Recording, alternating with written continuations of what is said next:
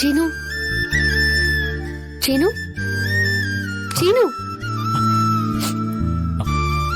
உட்காரு மாயா.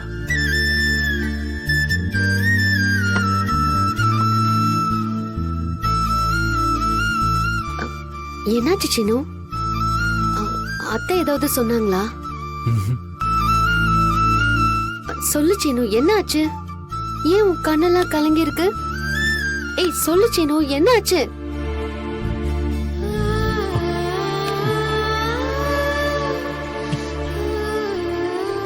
என்ன மன்னிச்சிரு மாயா. சீனு, நீ மன்னிப்பு கேட்கிற அளவுக்கு என்ன நடந்துச்சு? எவ்வளவு பெரிய விஷயம் நடந்திருக்கு.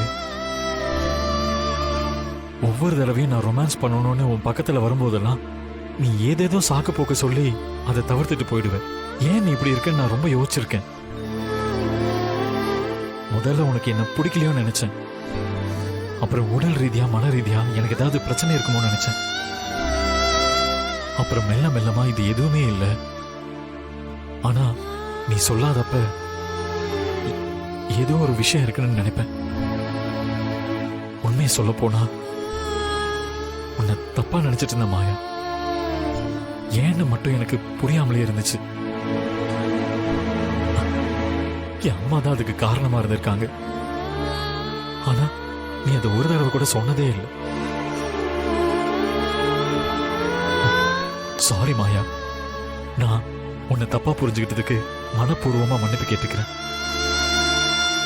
தயவு செஞ்சு என்ன மன்னிச்சிடு மாயா. மன்னிச்சிட்டேன்னு மட்டும் சொல்லு மாயா. அப்பதான் என் மனசு ஆறும். இல்ல சீனு, அத்தை கிட்ட இந்த விஷயத்த சொல்ல மாட்டேன்னு நான் சத்தியம் பண்ணி கொடுத்தேன். அத நான் உன்கிட்ட சொன்னா அந்த சத்தியத்தை மீறின மாதிரி ஆயிடாதா? இவ்ளோ ஜாக்கிரதையா நான் அதை மீறாம இருக்கும் போதே நான் சொன்னதை நம்பாம நான் மீறிட்டேன்னு அத்தை பொய் பேசுறாங்க. கதிர் தான் ஜீவாங்கிற விஷயத்த நான் உங்ககிட்ட இருந்து மறைச்சேன்.